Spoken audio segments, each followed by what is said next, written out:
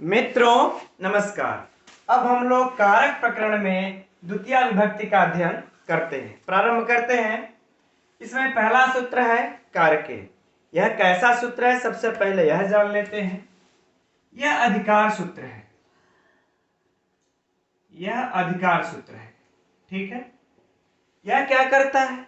यह अन्य सूत्रों के साथ मिल करके कारक की कर्म, करण, संप्रदान इत्यादि संज्ञा करता है। समझ लीजिए, यह अधिकार सूत्र अन्य सूत्रों के साथ मिल करके जितने भी कारक हैं उनकी संज्ञा को बताता है कि इस कारक की कर्म संज्ञा होगी, इस कारक की करण संज्ञा होगी, इस कारक की संप्रदान संज्ञा होगी। आई बातें समझ में? ठीक, तो यह अधिकार सूत्र है। अब हम लोगों को अगला सूत्र देखते हैं।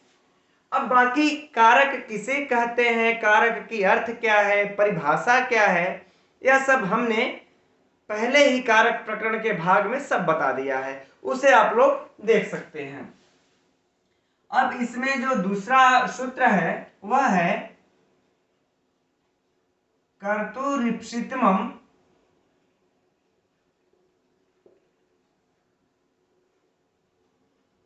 कर्म। कर्तुरीप्सितमम् कर्म। अब देखिए यह कैसा सूत्र है। यह कह रहा है कि अब यह कारके का अधिकार इसमें चला आएगा। क्या होगा तब कि कर्ता को जो सबसे इप्सित होता है उस कारक की, कारके का अधिकार आ गया तो उस कारक की कर्म संज्ञा होती है। तो यह कैसा सूत्र हुआ मित्रों? संज्ञा सूत्र। यह हमें बहुत ही ध्यान देने की बात है मित्रों। इसमें पूछता है कि यह कैसा सूत्र है या यह क्या करता है, किसकी संज्ञा करता है, कर्म संज्ञा या विभक्ति का विधान करता है। तो यह तो हमें बिल्कुल याद रख लेना है। ठीक, अब इसको थोड़ा सा विस्तृत रूप में समझ लेते हैं। कर्ता अपनी क्रिया के द्वारा जिस किसी भी वस्तु को सबसे अधिक चाहता है उस कारक की कर्म संज्ञा होती है। ठीक, उस कारक की कर्म संज्ञा होती है। अब इसमें देखिए मित्रों दो बातें आई हैं, एक कर्तु है, एक इप्सितमम्। तो बात यहां पर आती है कि कर्तु किम, कर्तु किम, यह कर्तु पद को क्यों लाया गया इस सूत्र में? अगर इस तरीके से लिख देते इप्सितमम् कर्म तो क्या नहीं हो जाता? या फिर इस तरह से लिख देते इप्सित, तमप प्रत्यय नहीं लगाते, इप्सित कर्म तो क्या नहीं हो जाता? इस सूत्र में इतना इन्होंने कर्तु और तमप, इप्सितमम्, तमम को क्यों लगाया? उसके लिए उदाहरण दिया मिलता है। इसमें दिया गया है कर्तु किम मासे स्वस्वम बध्नाति।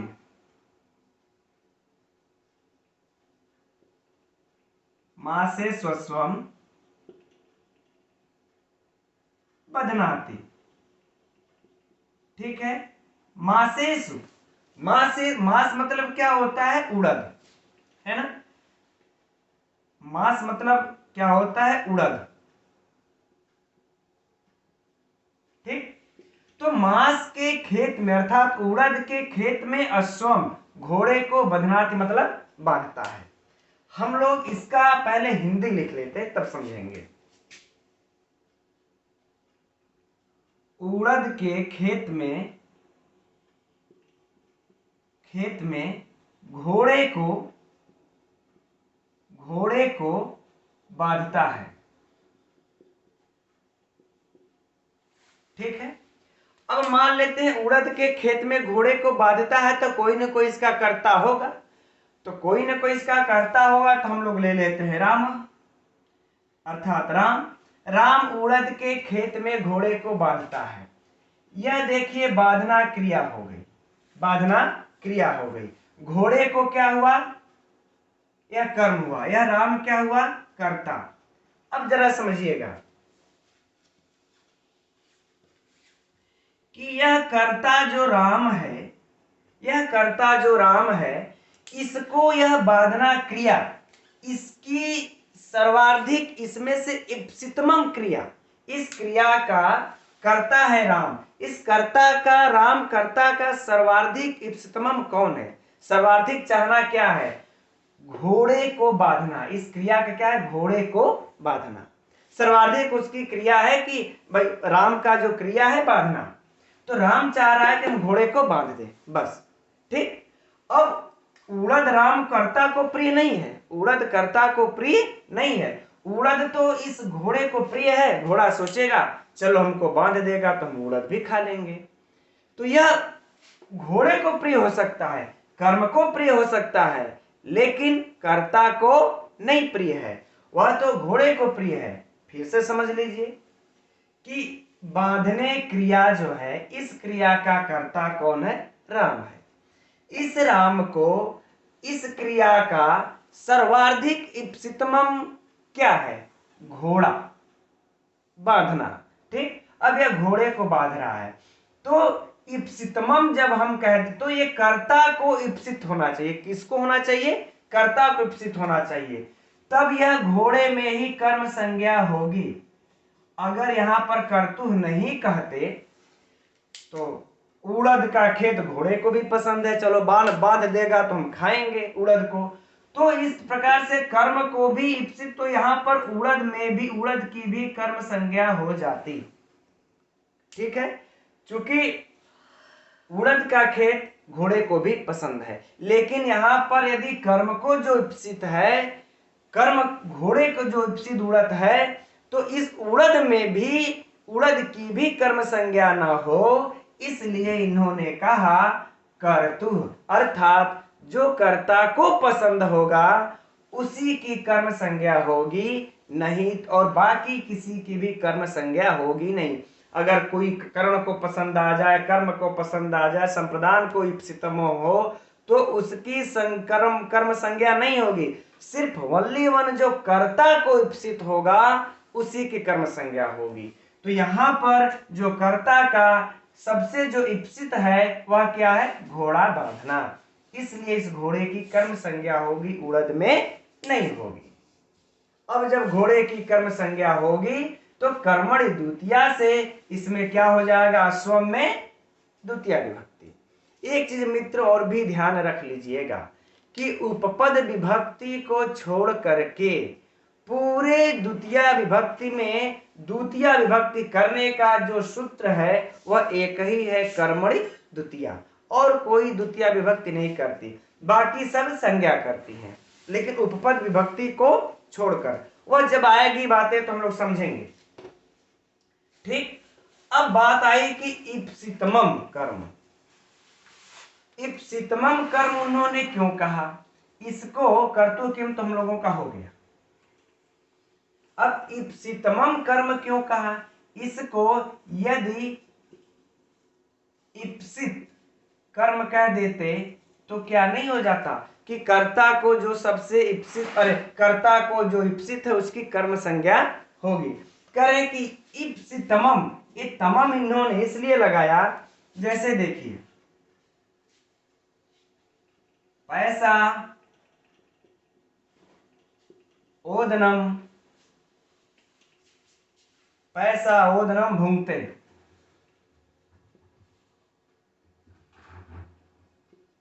पैसा ओदनम भुंगते। कह रहे हैं पैसा मतलब दूध से,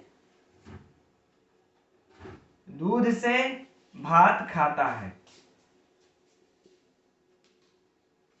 दूध से भात खाता है। ठीक। कौन दूध से भात खाता है? मान लेते हैं राम। तो देखिए यहां पर खाना क्या हो गई? क्रिया। यह राम क्या है? कर्ता। अब देखिए यह दूध भी खा रहा है, भात को भी खा रहा है, तो अब खा तो दोनों कर रहा है, यानी इप्सित तो दोनों है, लेकिन इन दोनों की सिर्फ यदि इप्सित लिखते, इप्सित, इप्सित कर्म, अगर इप्सित लिखते तो दोनों खा रहा है तो दोनों की कर्म संज्ञा हो जाती, भात की भी कर्म हो जाती और दूध की भी कर्म हो जाती। लेकिन इसीलिए इन्होंने तमप प्रत्यय लगा के तमम बताया, इप्सितमम, कि कर्ता को जो सर्वाधिक इप्सित होगा, कर्ता जिसको सर्वाधिक चाहेगा उसकी कर्म संज्ञा होगी। तो सर्वाधिक, अब यहां पर हम देखेंगे कि दूध और भात दोनों में कर्ता सर्वाधिक किसको चाह रहा है? तो जो सर्वाधिक कर्ता चाह रहा है वह तो भात को चाह रहा है। उसका है कि भात यार खा लेंगे तो पेट भर जाएगा। अब चाहे दूध मिल जाए, सब्जी मिल जाए, दाल मिल जाए, ये कुछ नहीं है, अचार ही सही। तो अब वो जो दूध सब्जी दाल अचार वो क्या है? साधन हो गया। क्या हो गया? वह साधन हो गया। ठीक, क्या खाने का? भात खाने का।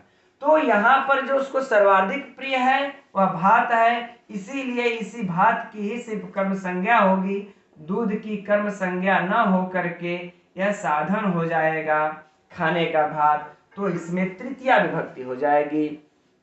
करती कड़ोस तृतीया से इसमें तृतीया विभक्ति होकर के पैसा बनेगा, और इसमें जब यह कर्म संज्ञा होगा तो कर्मणि द्वितीया से ओदनम बनेगा। ठीक है, और घूमते खाता है। अब यहाँ पर देखिए, यहाँ पर अक्सर करके यह प्रश्न पूछा जाता है मित्रों, इस तरीके से करके परीक्षा में, किस ओदनम में किस सूत्र से द्वितीया विभक्ति हुई है? तो कितने लोग होते हैं कर्तृ कर्म लगा देते हैं क्योंकि इसी सूत्र के अंतर्गत यह पठित होता है। तो नहीं, यह ओदनम जो है इसमें द्वितीया विभक्ति कर्मणि द्वितीया से हुई है। किससे हुई है? कर्मणि द्वितीया से हुई है। उस सूत्र का भी हम लोग अध्ययन आगे करेंगे। अब अगला प्रश्न है कि ओदनम में ओदनम की किस सूत्र से कर्म संज्ञा हुई है? तो किस सूत्र से हुई है? कर्तुरीप्सितमम कर्म, इस सूत्र से इसकी कर्म संज्ञा होती है। और जैसे ही कर्म संज्ञा हो जाती है कर्मणि द्वितीया आकर के तुरंत द्वितीया विभक्ति लगा देगी। यानी कर्मणि, इसमें हम लोग द्वितीया विभक्ति में हम लोग जितना भी पढ़ेंगे सिर्फ संज्ञा सूत्र पढ़ेंगे, वह संज्ञा करता जाएगा, और कर्मणि द्वितीया सिर्फ एक ही सूत्र है जो कि द्वितीया विभक्ति को लगाता चला जाएगा। जब तक उपपद विभक्ति न आ जाए, जैसे उभय अभिता परिता समयानिक सहा प्रतियोगी जो वार्तिक है, यह सब न आ जाए तब तक यह कर्मणि द्वितीया विभक्ति ही द्वितीया विभक्ति करता रहेगा। ठीक है, तो मित्रों यह इस सूत्र से कर्तुरीप्सितमम कर्म से यह दो उदाहरण जो हमने पढ़ा, इसी सूत्र में से, इसी उदाहरण में से इस तरह से प्रश्न आते हैं। अब इसमें जो मैंने दो बातें और कही थी, एक कर्तुः किम और एक इप्सितमम, इप्सितमम किम। तो कर्तुः जो आया उसे भी याद रखिएगा, इप्सितमम जो आया इसे भी, दोनों से प्रश्न पूछ सकता है। अब जो इसका अगला है सूत्र मित्रों, अगला तो सूत्र है अनभिहिते और कर्मणि द्वितीया, लेकिन मैं उसको न पढ़ करके हम लोग सीरियल से चलते हैं, तथा युक्तम चा निप्सितम को पढ़ते हैं, ताकि ये इसी को अगर यहीं पे पढ़ लिया जाएगा तो हमारे ख्याल से सही रहेगा। तथा युक्तम चा निप्सितम।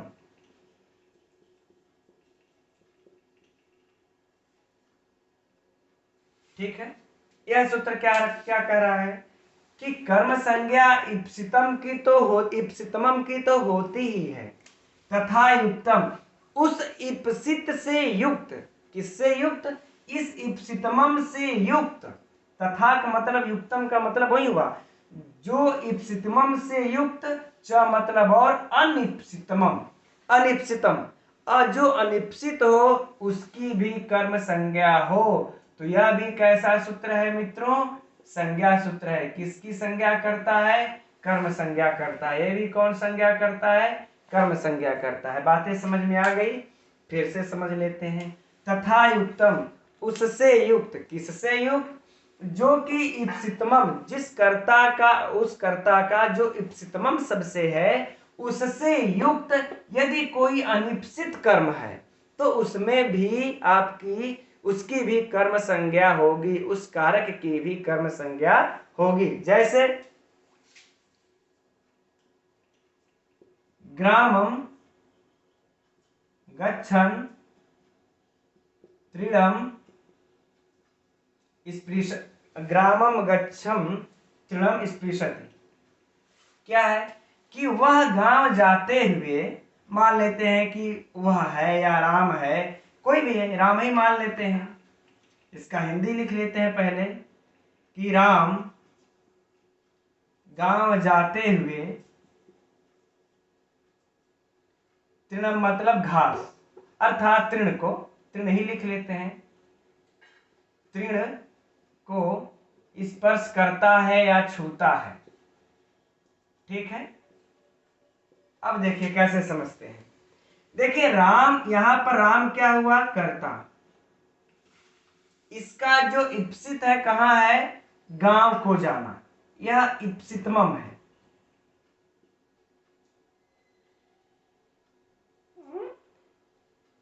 इप्सितमम कर्म है, ठीक है ना, यह कहा गांव को जाना। लेकिन मान लेते वह गांव को जा रहा है मेड़ से, और रास्ते में दोनों तरफ आजू बाजू बड़े बड़े घास हैं, तो उनको ऐसे छूते हुए चला जा रहा, तो कर्म तो इसका यह भी हुआ ना, और गांव जो जा रहा है वह तो उसका कर्म है ही है। तो जब गांव जाना है वह इप्सितमम कर्म है, और इसी इप्सितमम कर्म से, गांव के इप्सितमम कर्म से इसका जो अनिप्सित कर्म है, अनिप्सित कर्म का मतलब हो गया कि इसका जो अनिच्छा, जो न चाहते हुए भी वह घास को छूता जा रहा है, तो इस अनिप्सित की भी, यह अनिप्सित है, यह क्या है, अनिप्सित है। यह इप्सितमम है गांव जाना, अनिप्सित क्या है, घास को छूते जा रहा है, तो इस अनिप्सित की भी कर्म संज्ञा हो, इस अनिप्सित की भी कौन संज्ञा हो, कर्म संज्ञा हो। अब इस अनिप्सित की भी जब कर्म संज्ञा हो जाएगी तो इप्सित कर्म में भी द्वितीया होगी और अनिप्सित कर्म में भी द्वितीया हो जाएगी। ठीक है, लेकिन मित्रों यह जबरदस्त परीक्षा का प्रश्न है, पूछता है। देखिए ग्रामम और त्रिडम, इन दोनों में जो है, इन दोनों में द्वितीय विभक्ति है, लेकिन ग्रामम कौन सा है, कर्ता का इप्सितमम, यह इप्सितमम कर्म है। इस तरह से समझ लीजिएगा, बिल्कुल आराम से समझ में आएगा मित्रों। और जो त्रिडम है यह क्या है, अनिप्सित कर्म है।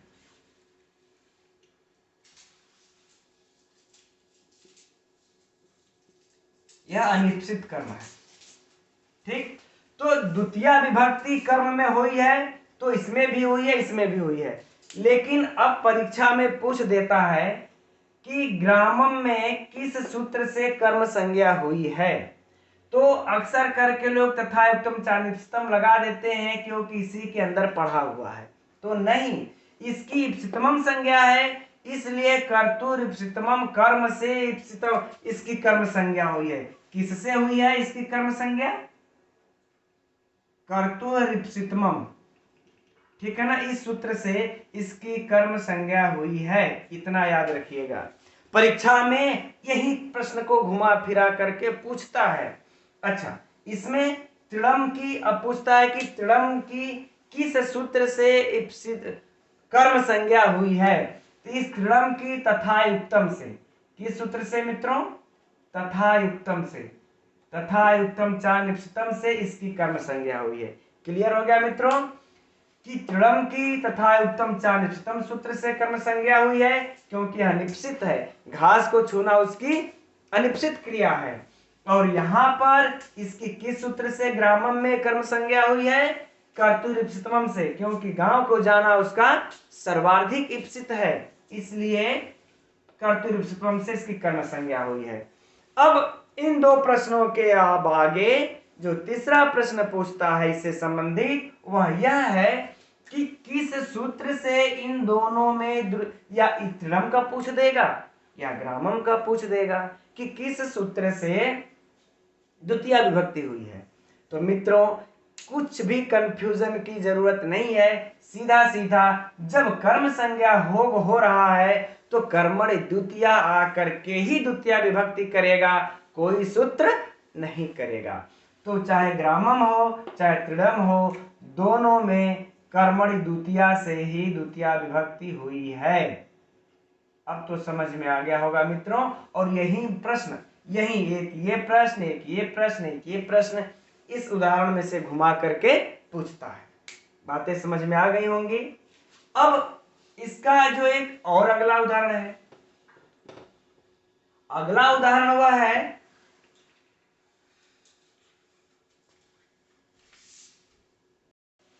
कि वह भात खाता हुआ विष को भी खा जाता है।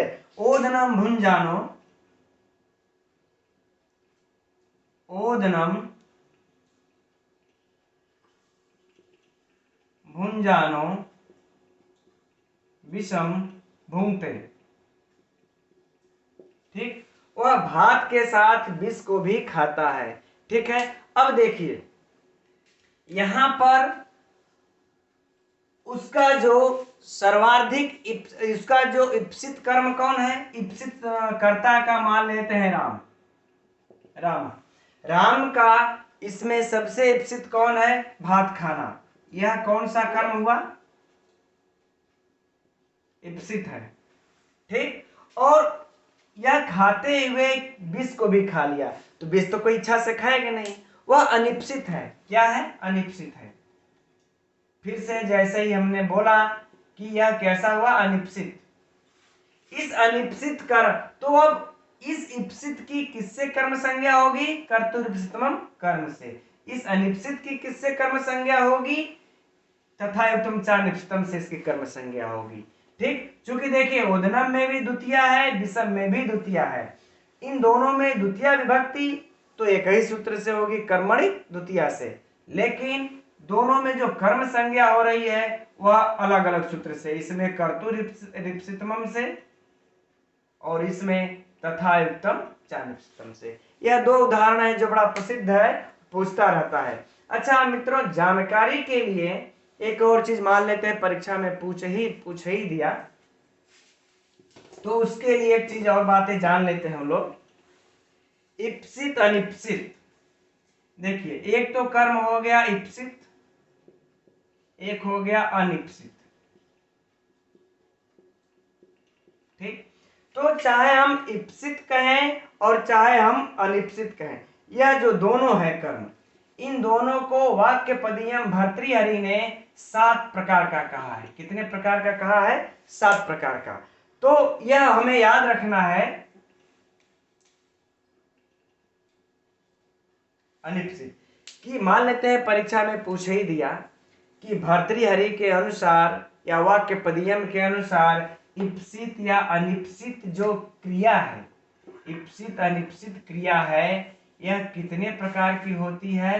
तो 7 प्रकार की होती है। यह दो क्रिया होगी, एक होती है इप्सितमम,